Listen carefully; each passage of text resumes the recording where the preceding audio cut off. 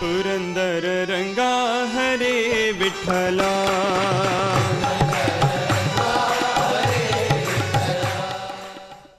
श्री गुरुभ्यो नमः.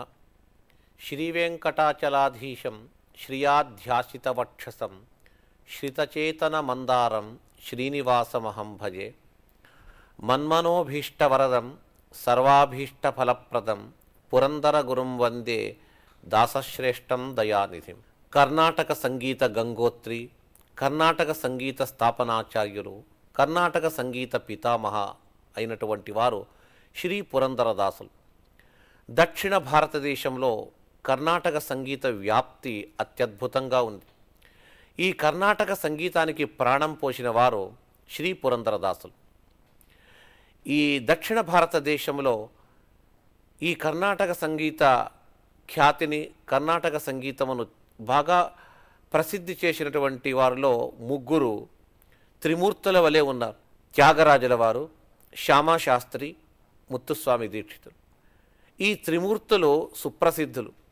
అలాంటి త్రిమూర్తులచే స్తుతింపబడిన వారు శ్రీ పురందరదాసులు.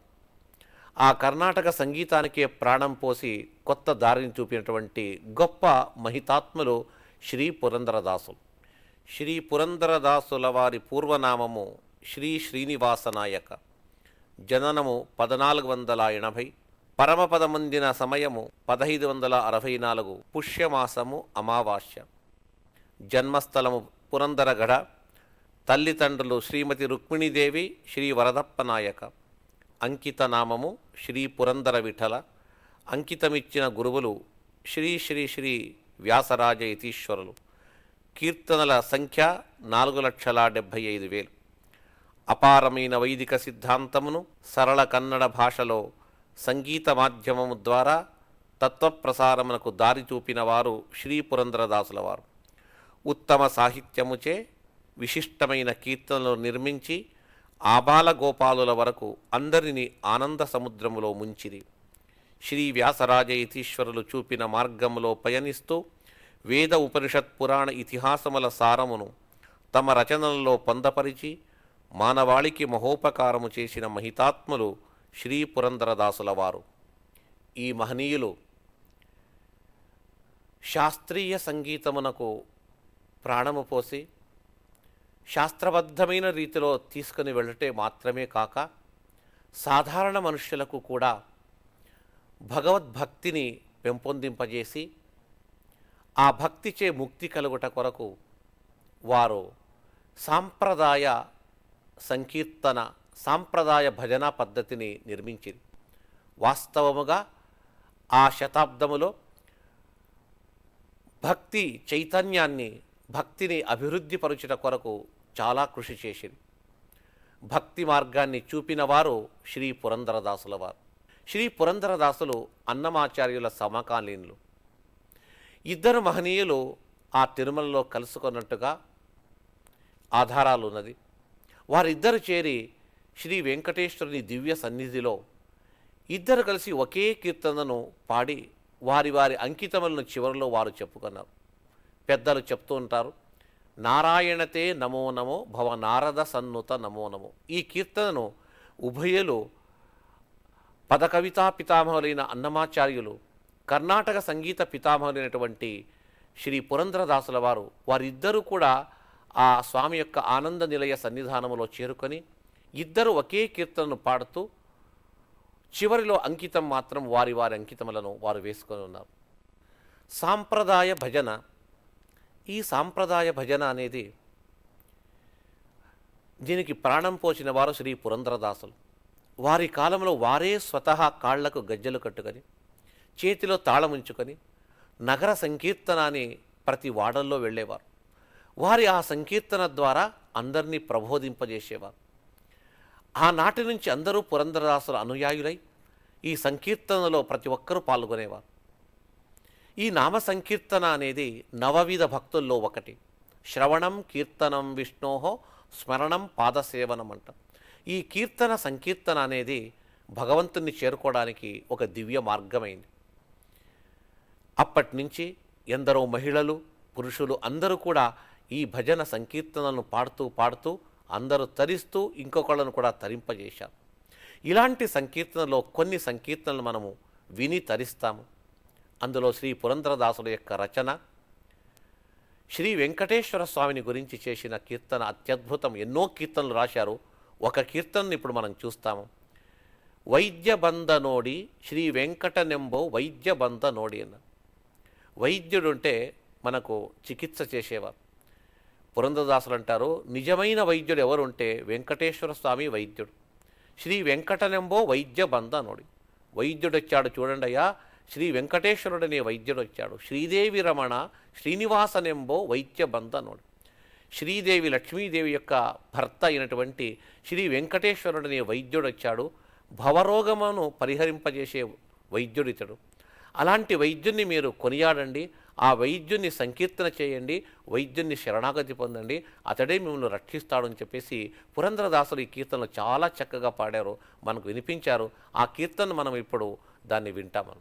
వైద్య బంధనోడి శ్రీ వెంకటనెంబ వైద్య బంధనోడి, వైద్య బంధనోడి శ్రీ వెంకటనెంబ వైద్య బంధనోడి, వైద్య బంధನೋ ವೇದ ವೇದ್ಯ ನೋಡಿಗಲೇ, ವೈದ್ಯ ಬಂಧನೋ ವೇದ ವೇದ್ಯ ನೋಡಿಗಲೇ. ಶ್ರೀದೇವಿ ರಮಣ ಶ್ರೀನಿವಾಸನೆಂಬೋ, ಶ್ರೀದೇವಿ ರಮಣ ಶ್ರೀನಿವಾಸನೆಂಬೋ ವೈದ್ಯ ಬಂಧ ನೋಡಿ, ವೈದ್ಯ ಬಂಧ ನೋಡಿ ಶ್ರೀ ವೆಂಕಟನೆಂಬ ವೈದ್ಯ ಬಂಧ ನೋಡಿ, ಆ ವೈದ್ಯ ಬಂಧ ನೋಡಿ ಶ್ರೀ ವೆಂಕಟನೆಂಬ ವೈದ್ಯ ಬಂಧ ನೋಡಿ.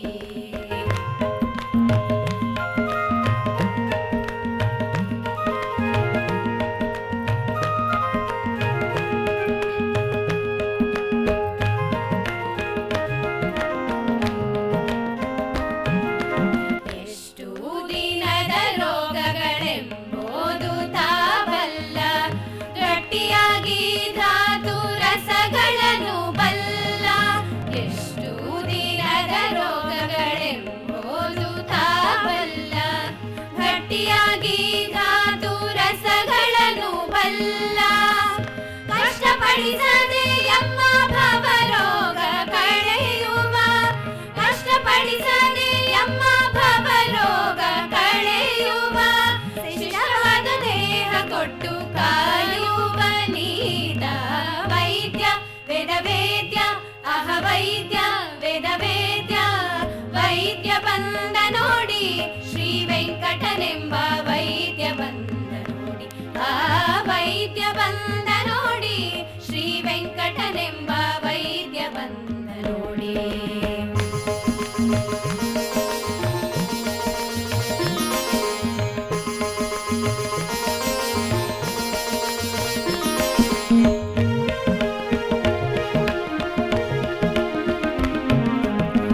ಈತಾದಿಟ್ಟಿಸಿ ನೋಡೆ ಎಳ್ಳಷ್ಟು ರೋಗವಿಲ್ಲ, ಈತನುವಿಗೆಂದೆಂದು ರೋಗ ಬರಲಾರಿಯದು. ಈತಾದಿಟ್ಟಿಸಿ ನೋಡೆ ಎಳ್ಳಷ್ಟು ರೋಗವಿಲ್ಲ, ಈತನುವಿಗೆಂದೆಂದು ರೋಗ ಬರಲಾರಿಯದು. ಈತಾನಂತಾರು ಬದಿ ಜೀವರಿಗೆ ಮುನ್ನ, ಈತಾನಂತಾರು ಬದಿ ಜೀವರಿಗೆ ಮುನ್ನ, ಪ್ರೀತಿಯಿಂದಲೀ ಭವರೋಗ ಬಿಡಿಸುವ ವೈದ್ಯ ವೇದ ವೇದ್ಯ, ಅಹ ವೈದ್ಯ ವೇದ ವೇದ್ಯ. ವೈದ್ಯ ಬಂಧ ನೋಡಿ ಶ್ರೀ ವೆಂಕಟನೆಂಬ ವೈದ್ಯ ಬಂಧ ನೋಡಿ, ಆ ವೈದ್ಯ ಬಂಧ ನೋಡಿ ಶ್ರೀ ವೆಂಕಟನೆಂಬ ವೈದ್ಯ ಬಂಧ ನೋಡಿ.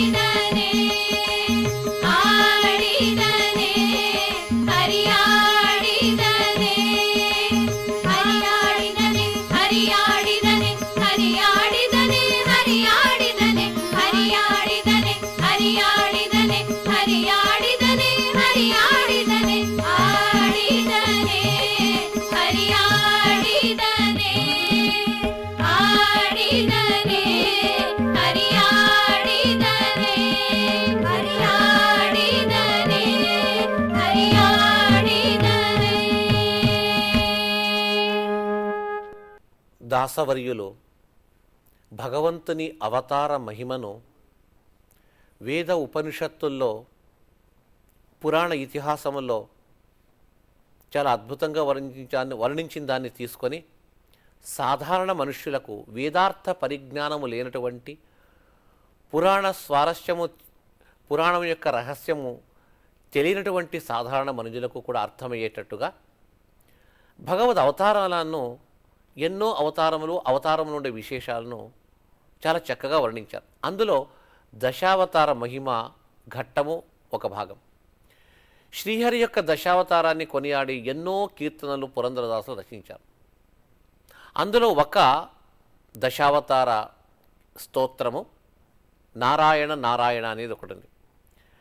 మత్స్యావతారము, కూర్మ, వరాహ, ఈ విధంగా కల్కి అవతారం వరకు 10 అవతారములను వాళ్ళు ఒక కీర్తనలో 10 చరణములతో కూడిన ఈ పెద్ద కీర్తన రచించారు.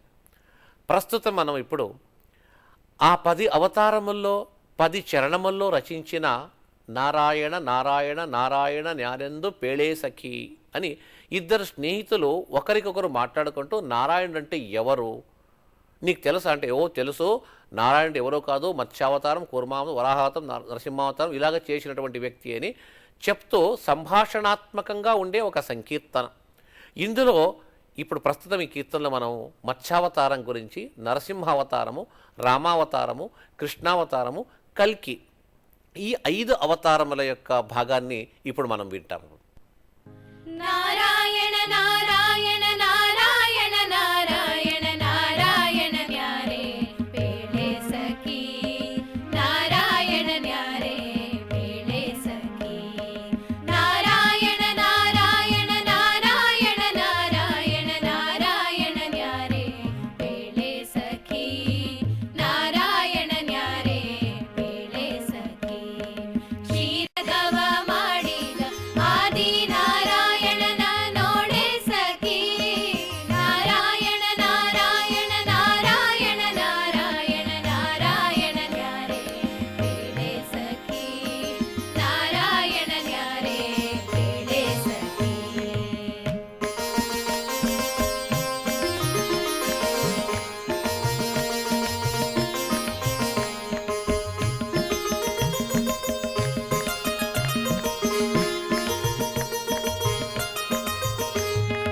ಕಾಲಿಲ್ಲದೆ ಓಡಿಯ ಬಯಕ್ಕದಲೆ ನೋಡಿ ಮಿಂಚಿನಂತೊಳೆಯುವ ನ್ಯಾರೆ ಸಖಿ ಕಾಲಿಲ್ಲದೆ ಓಡಿಯ ಬಯಕ್ಕದಲೆ ನೋಡಿ ಮಿಂಚಿನಂತೊಳೆಯುವ ನ್ಯಾರೆ ಸಖಿ ವೇದವ ತಂದು ಸುರರಿಗೆ ಕೊಟ್ಟಂತ ಮತ್ಸ್ಯಾವತಾರನ ನೋಡೆ ಸಖಿ ನಾರಾಯಣ ನಾರಾಯಣ ನಾರಾಯಣ ನಾರಾಯಣ ನಾರಾಯಣ ನ್ಯಾರೆ ಬೇಳೆ ಸಖಿ ನಾರಾಯಣ ನ್ಯಾರೆ ಬೇಳೆ ಸಖಿ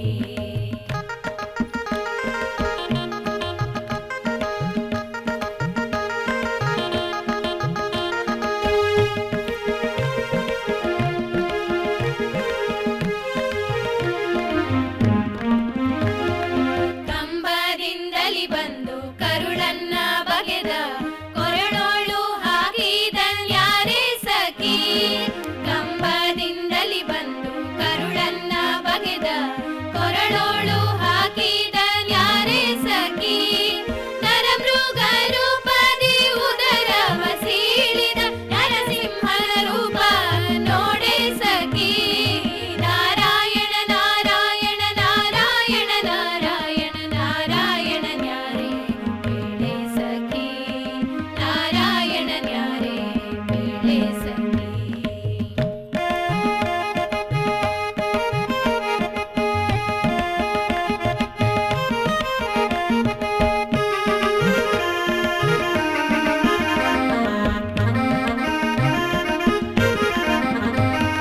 ಶೀಘ್ರದಿಂದಲಿ ಬಂದು ಶಬರಿ ಅಂಜಲನುಂಡು ಸೇತುವೆ ಬಂಧನ ಯಾರೇ ಸಖಿ ಶೀಘ್ರದಿಂದಲಿ ಬಂದು ಶಬರಿ ಅಂಜಲನುಂಡು ಸೇತುವೆ ಬಂಧನ ಯಾರೇ ಸಖಿ ಕೌಸಲ್ಯನುದರದಿ ಶಿಶುವಾಗಿ ಜನಿಸಿದ ದಶರಥ ರಾಮನ್ನ ನೋಡೆ ಸಖಿ ನಾರಾಯಣ